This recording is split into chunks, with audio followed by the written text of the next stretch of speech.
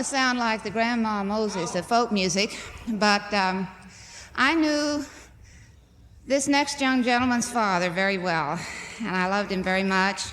He was a great man.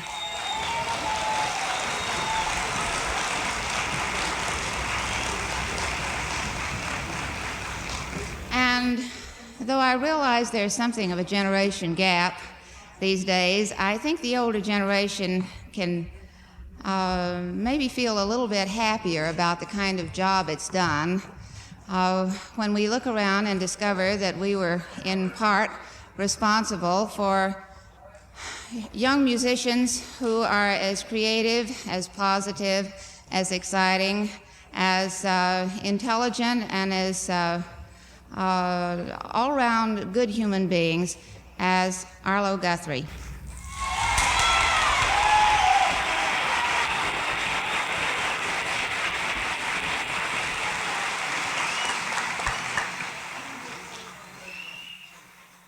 Oh, okay.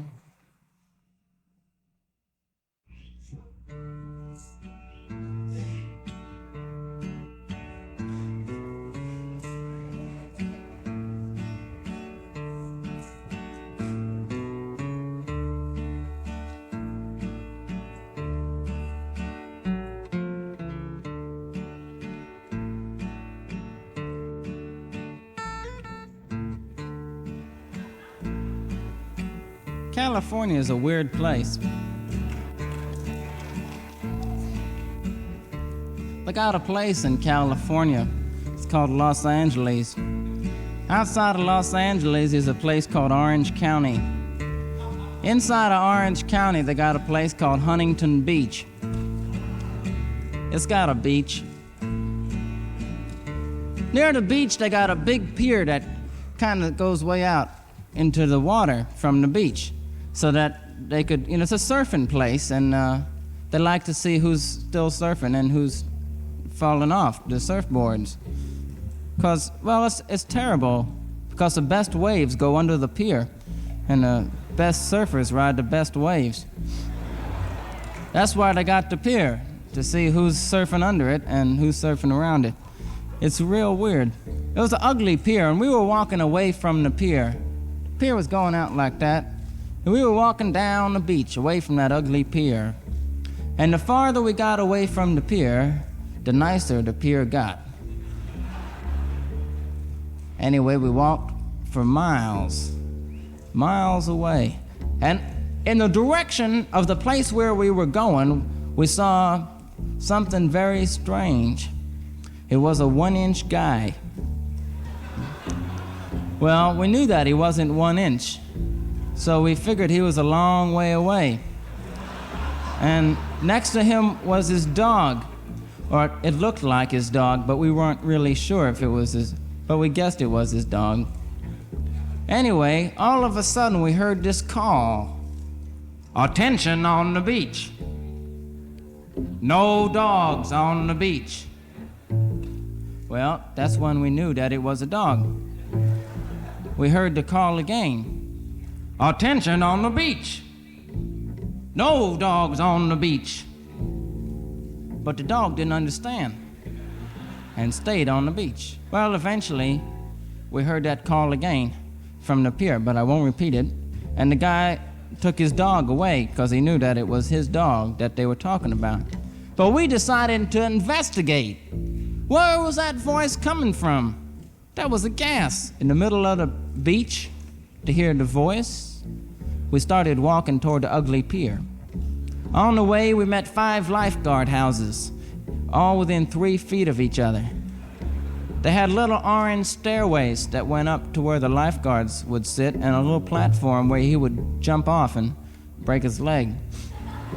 On the back of each little orange lifeguard house was a sign. It was the same sign on every house, and it was a list of Huntington Beach rules and regulations.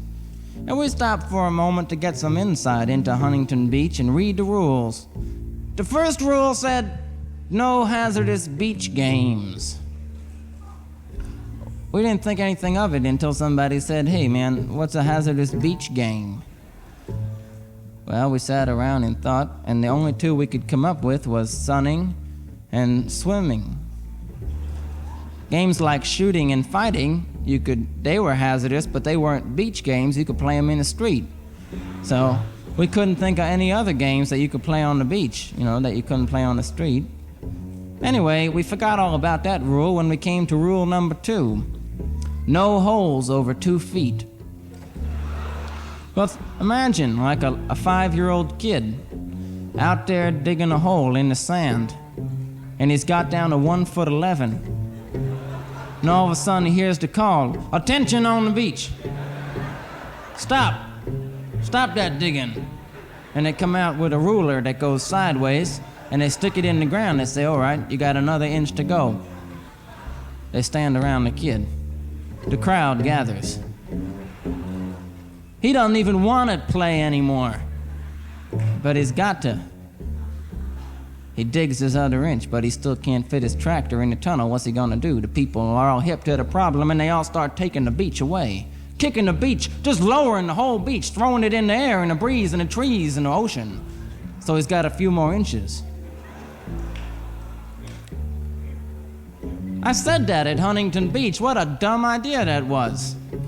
And they all looked at him and said, "Oh, damn, dirty commie, folk singer." I said, "Hey, listen, hey, I come from the beach, come from Coney Island. We got a beach over there, but we don't have rules like no dogs on the beach." I mean, I can understand, like, well, we have no roller skating, but who's gonna roller skate at Coney Island on the beach? First of all, most likely you get beat up and your skates copped from you. That's the first reason not to go roller skating. And the second one is it could ruin your roller skates. And then you could ruin the beach. All the dead roller skaters on the beach there. Could be a drag, for the roller skates and everybody. I could understand, like, no dogs on a beach. You don't want the dogs to piss on the beach while you're there sunbathing, But like in Coney Island, even the people piss on the beach. Well, wait a minute. Well, hey, they figure it's their beach, You piss on it, you lie in it, it's cool, Because the beach belongs to the people, and it doesn't belong to the sign. Well, I said that at Huntington Beach, and they all were looking mean and nasty. And I said, "Hey, listen, I didn't come just to put down, honey. I didn't come just to put it down. I didn't come just to put you guys down. I came with a constructive criticism. I learned that in high school. Never put anything down without a constructive criticism. And the suggestion was to have all the kids dig all the 2-foot holes in one area, right? Because you can stop the dogs from coming on the beach, but what about the birds? There's a lot more birds than dogs dive bombing all over the beach. That's a lot more tragic and a lot more embarrassing than dogs. You can beat the dog up, I said, so you dig all the holes in one area, and then you put birdseed in the holes, right? Then the birds come to eat the birdseed, and the dogs come to chase the birds. Then you throw the signs at the dogs. You pull the kids out, the birds and the dogs, and you bury it all in there. And then you got a clean beach with no signs and no problems, Anyway, I don't think it worked out too well. But the only reason I'm telling you this is kind of an introduction to the beach song. This is the first beach song that was ever written. It dates back to Egypt when the Nile overflowed and the water came up from the side of the Nile and formed a pool of water. The Pharaoh said, "Wow," jumped in the pool, started charging a quarter. It was the first quarter for a swim pool. Anyway, the years went by, and Moses came down the river. Moses was the original swimmer. Came swimming in, grew up there. One day said to the Pharaoh, "Pharaoh, let my people swim." Pharaoh said, okay, see that ocean? Swim. Well, Moses was cool, put on a bathing suit, went in the water, started swimming with all the people. You didn't hear it like that, because Moses was a wise man. He said, who's gonna believe that we swam across that ocean? Well, tell them it opened up. What's the difference? We got there, right? Who's gonna know? The tragedy was that with the telling, the original swim song got lost. This song, the vibrations of which will keep you afloat if you sing it over and over again, you could swim anywhere. We're gonna try it now. It goes like this. I like to swim in the water. I like to swim in the water. Water, water, and water. Swim, swim, swimmy, I swim. That may sound strange. That's because it's an English translation of the original Egyptian. Anyway, the song went all around the world and eventually ended up in England as an English folk song. One day, the Puritans decided to swim across the Atlantic. It's the Great Mayflower Swim. They ended up in Plymouth. They got their towels, they dried off, they sat down. And they said, hey man, there's nowhere else to swim. So they changed it to a farming song. The first farming song ever written. But what happened was, because of the change in the climate, they also had to change the rhythm. So instead of being in 3/4, it came to be 4/4. And because of the Industrial Revolution, they changed from flat picks to finger picks.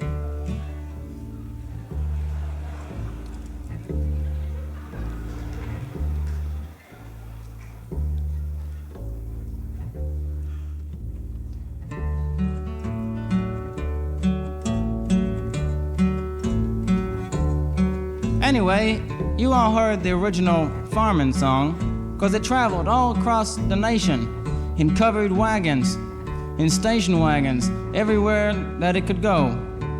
When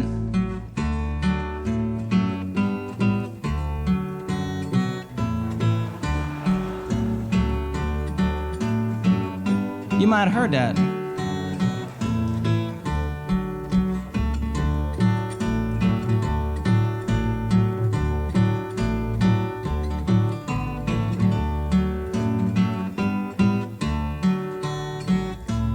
Well, went through a lot of changes.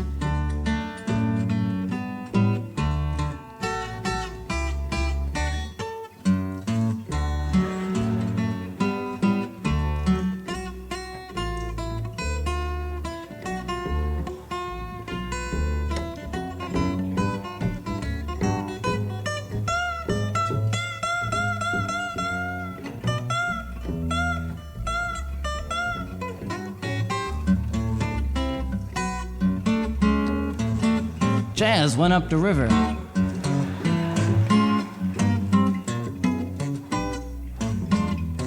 Went down the river. It's moving around.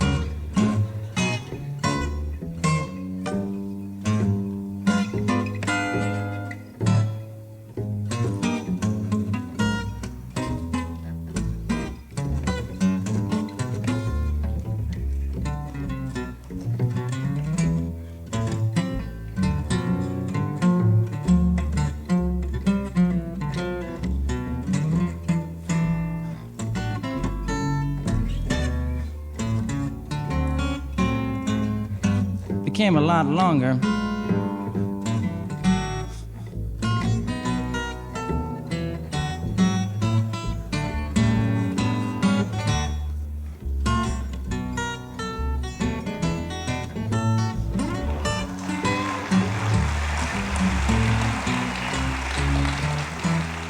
What are you clapping for? You don't know what song this is. This could be any song.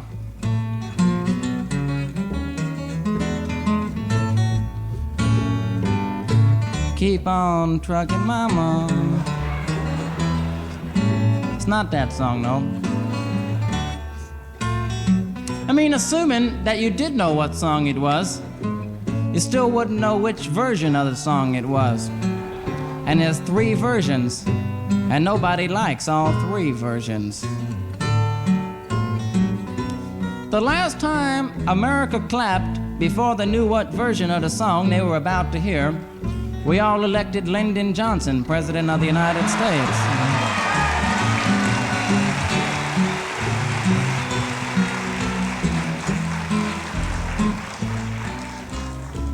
What are you clapping at that for? You guys are weird out here.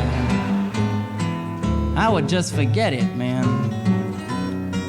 He has. Anyway, the song became gnarled, twisted, industrialized, until it was all thought of the original Egyptian words had disappeared. The vibes disappeared. There was nothing left.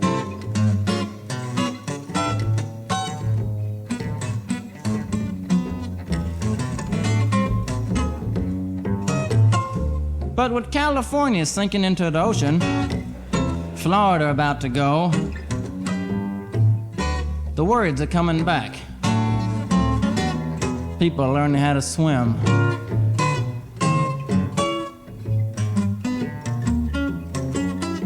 The vibes are going around the world. People are picking up the old words. Swim, swim, swimmy, I swim and I swim. Swim, swim, swimmy, I swim and I swim. Swim, swim, swimmy, I swim and I swim.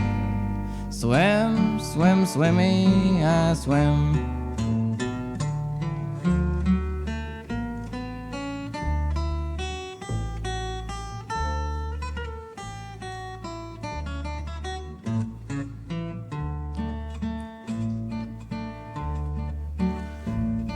Newport's got a beach.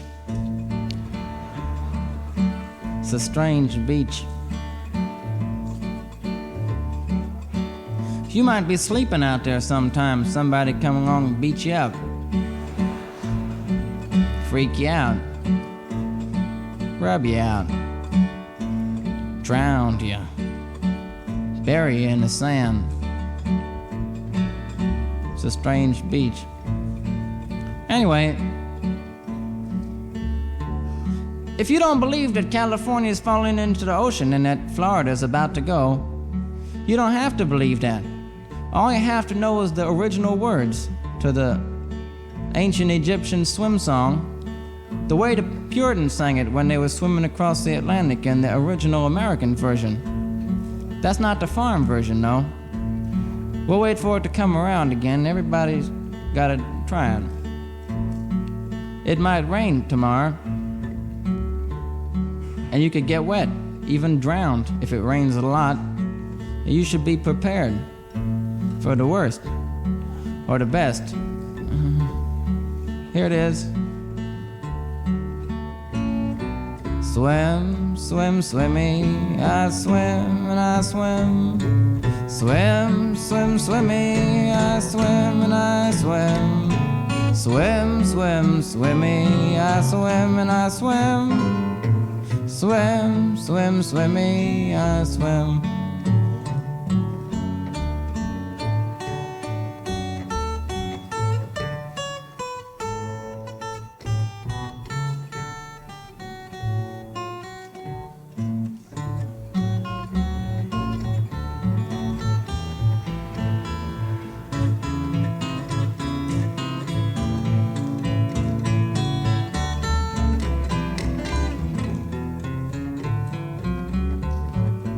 As we remember the old American farm songs that got changed, Before I close this evening, I would like to dedicate one song to a great American organization. And as many of you may know, there really aren't too many great American organizations. But tonight I'd like to dedicate this to our boys in the FBI. Don't laugh. It's hard to be an FBI man. First of all, you have to be over 40. And the reason is that it takes at least 25 years with the organization to be that much of a bastard. Well, you just can't join. It needs an atmosphere where your natural bastardness can grow and develop and take a meaningful shape in today's complex society. But that's not why I want to dedicate the song to the FBI. I mean, the work that they have to do is a drag, following people around. Following me around on the highway in my car, run out of gasoline, I pull over to the side of the road. They gotta pull over, make believe they ran out. On the airplanes, I fly half fare because I'm 12 to 22 and they gotta pay the full fare. When you pay the full fare, you gotta get on the airplane first so that they know how many seats are left over for the half fare kids. Sometimes there ain't any seats left over. Sometimes there is, but that doesn't mean that you have to go. Suppose there's one seat left and he gets on, fills it up. He gets off, then you can get on. Then what's he gonna do? That's a drag. That's not why I want to dedicate the song to the FBI, though. I mean, during these hard years, hard days, everybody has a kind of a bad time once in a while, and you always have a friend that says, hey man, you ain't got it so bad. Look at that guy, and you look at that guy, and he's got it worse than you. And it makes you feel good that there's somebody that's got it worse than you. That's all right. That's okay. But think of the last guy. Take a minute out and think of the last guy.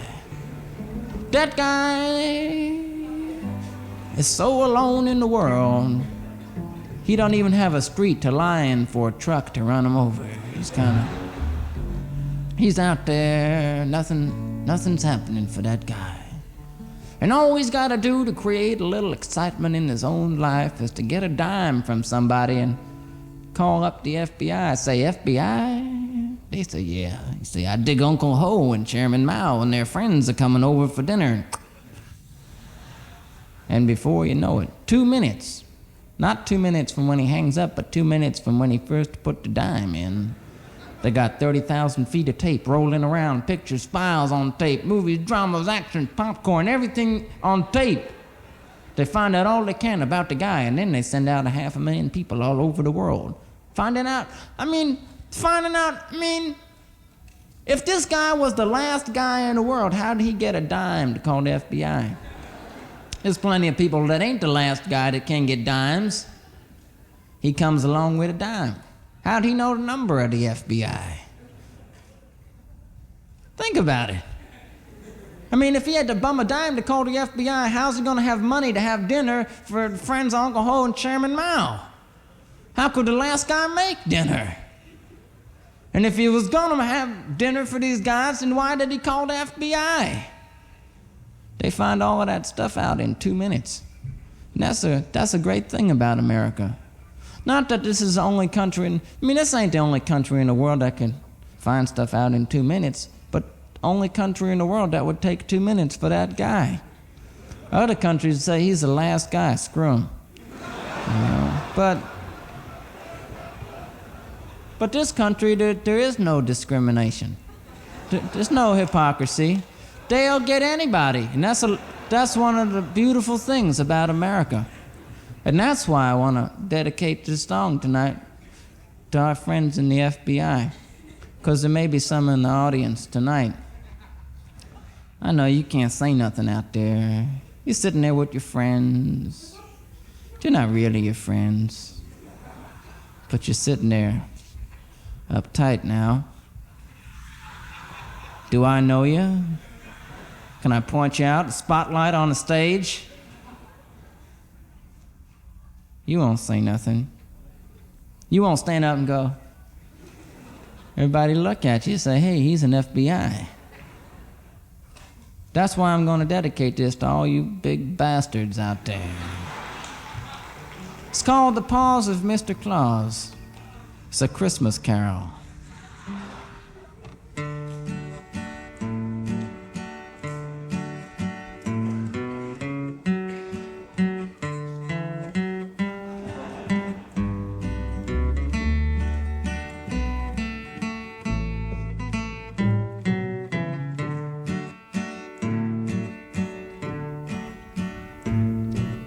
Why do you sit there so strange?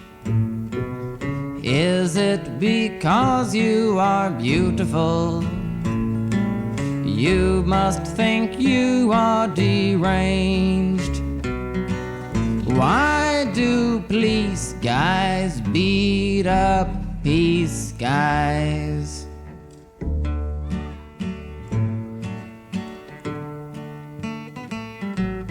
You must think Santa Claus weird. He has long hair and a beard, giving his presents for free. Why do police guys beat up peace guys? Let's get Santa Claus, 'cause Mr. Claus has the red suit, he's a communist, and a beard and long hair must be a pacifist. What's in the pipe that he's smoking? Mr. Claus sneaks in your house at night. He must be a dope fiend to put you uptight. Why do police guys beat on peace guys? Thank you.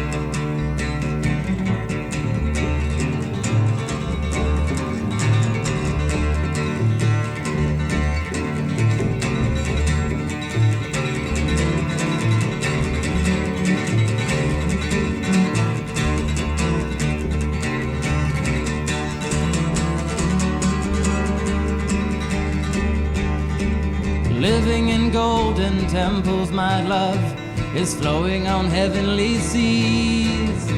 The silent commands are heard throughout the lands, and weaving his patterns with ease. All of the beautiful mountains beyond can surely not tempt me to stay. Even my musical melody thoughts are memories in yesterday.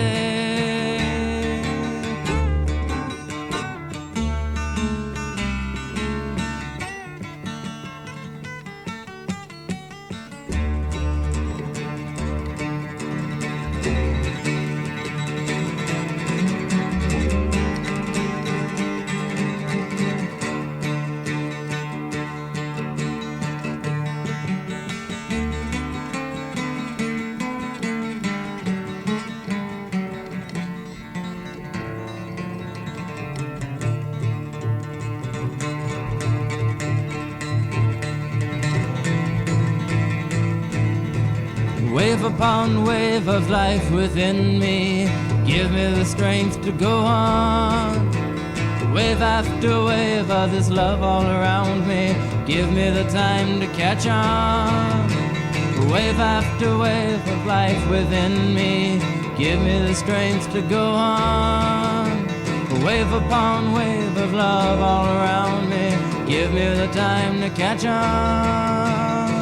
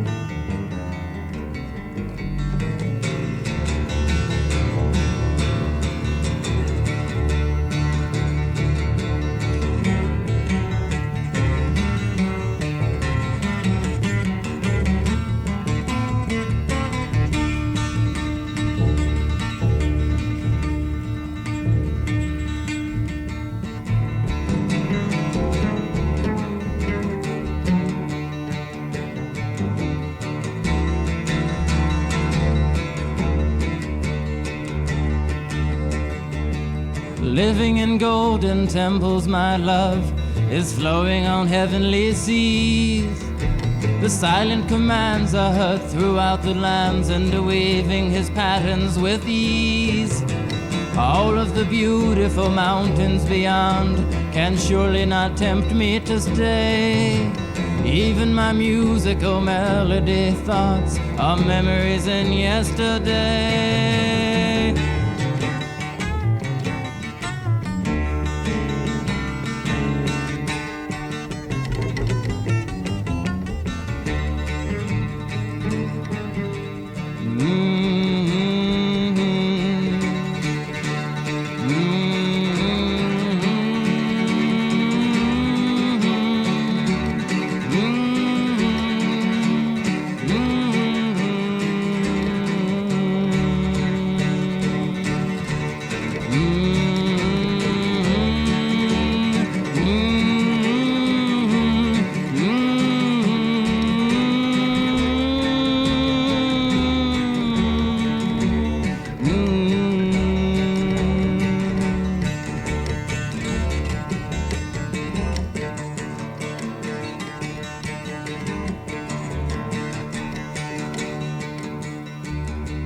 Wave upon wave of life within me, give me the strength to go on. Wave after wave of love all around me, give me the time to catch on. Wave after wave of love within me, give me the strength to go on. Wave after wave of this love all around me, give me the time to catch on.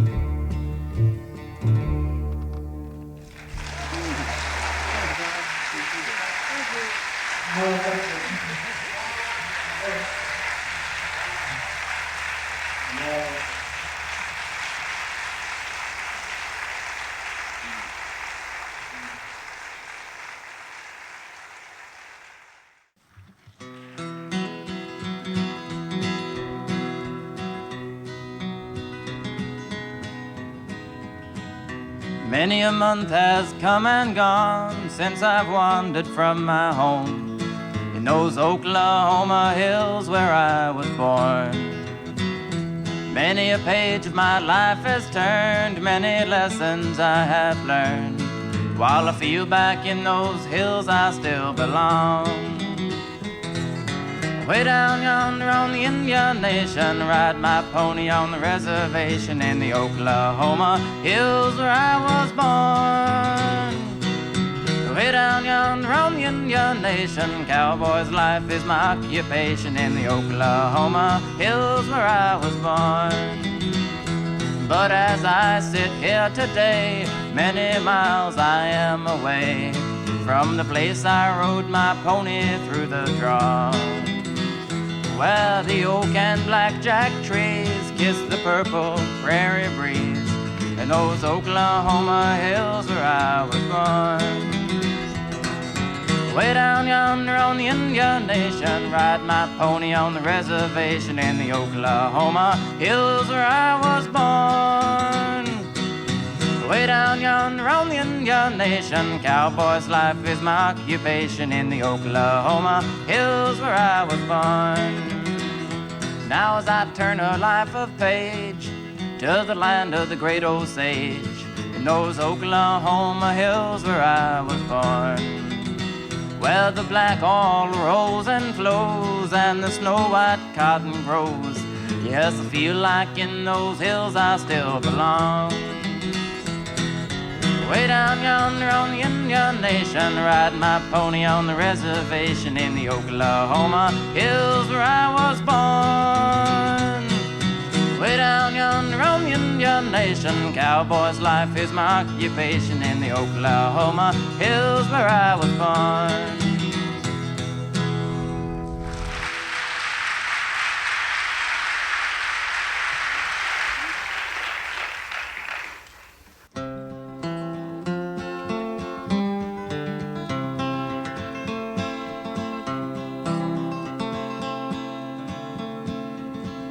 Back in 1927, I had a little farm and I called that heaven, and the price was up. The rain come down, I hauled my crops all into town. I got the money,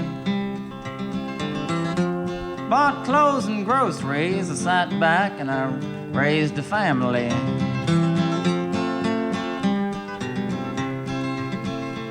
Well, the rain quit and the wind got high and a black hole dust storm filled the sky, and I swapped my farm for a forage machine. I poured it full of this gas Eileen and it started rocking and rolling out of the dust to the old Peach Bowl, California.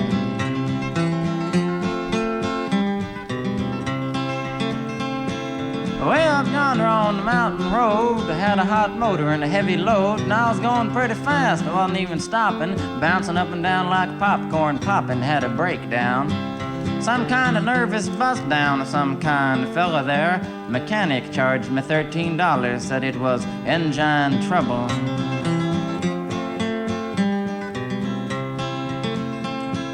Way up yonder on the mountain road, way high up in the piney woods, and I'll give that rolling forward a shove, and I was gonna coast as far as I could. Commence coasting, picking up speed. Come a hairpin turn, and I didn't make it. But man alive, I'm telling you, the fiddles and the guitars really flew, and that Ford took off like a flying squirrel, flew halfway around the world, scattered wives and children all up and down the side of that there mountain, and I didn't even hurt my grandma.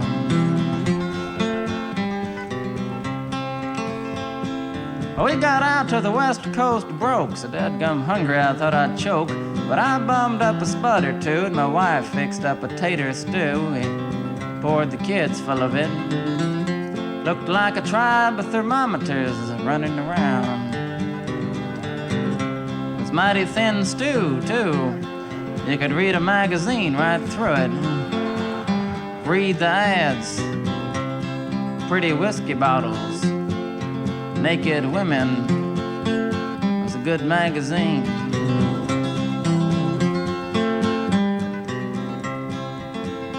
You know, I always have figured that stew'd been just a little bit thinner, maybe some of these here politicians could have seen through it.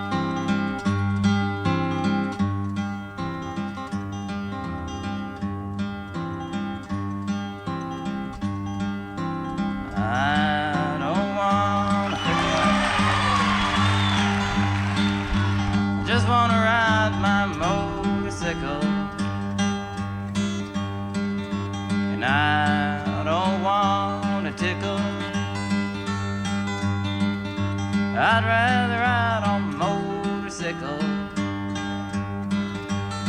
And I don't wanna die, I just wanna ride on my motorcycle.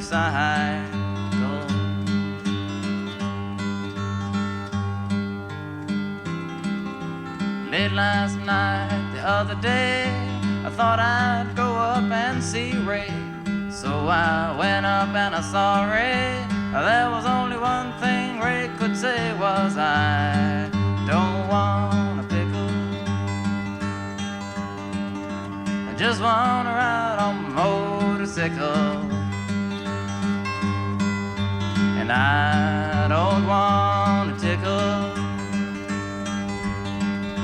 I'd rather ride on my motorcycle. And I don't want to die, I just want to ride on my motorcycle.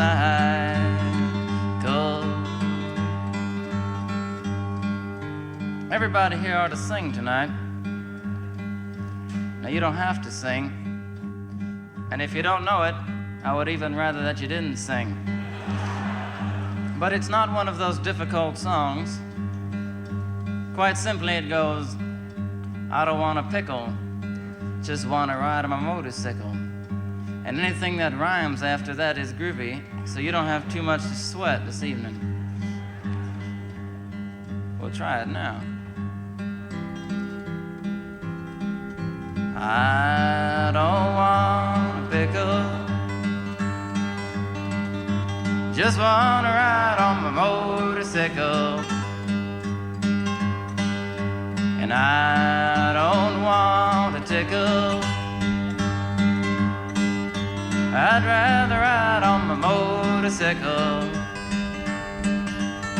And I don't want to die, I just want to ride on my motorcycle. That was great. Wasn't very enthusiastic, though. Because of that lack of enthusiasm, I'm gonna have to tell you how I wrote the song. Maybe you'll get more enthusiastic about it. Maybe you won't. It was about the time I was riding on my motorcycle, going down a mountain road. I was doing 150 miles an hour, playing my guitar.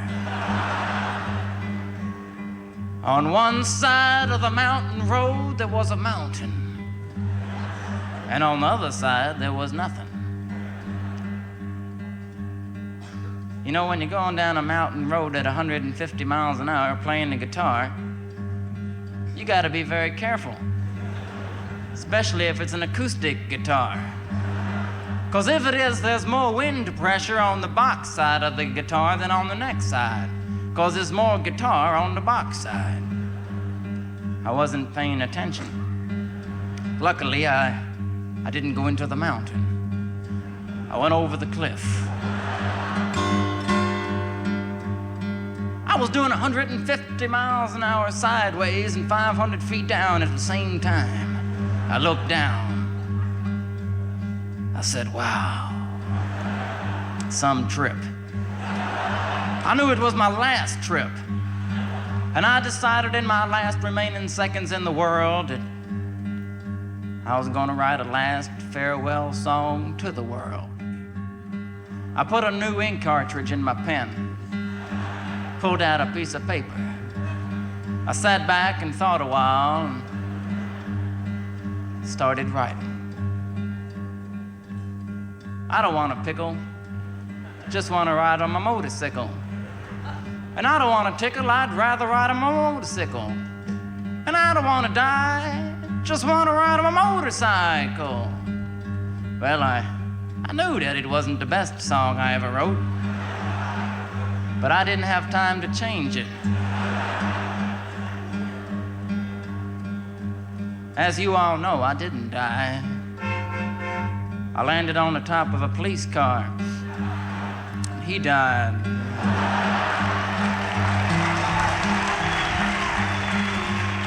I drove away on the road that he was on.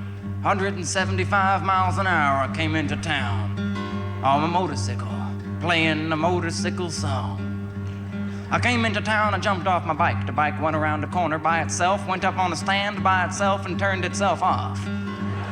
I walked over to my friend. He was standing there eating pickles. I said, hi, what's happening? He looked me in the eye with a pickle in his mouth and said, nothing.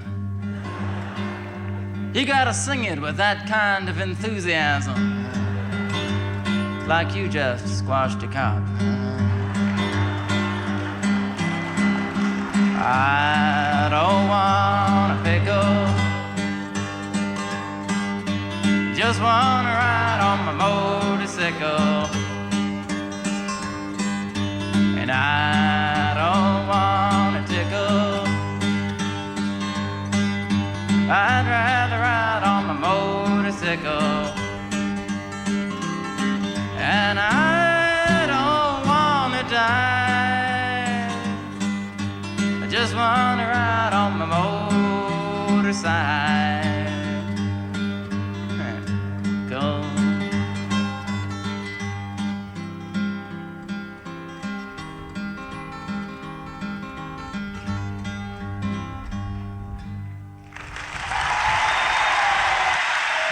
Good night.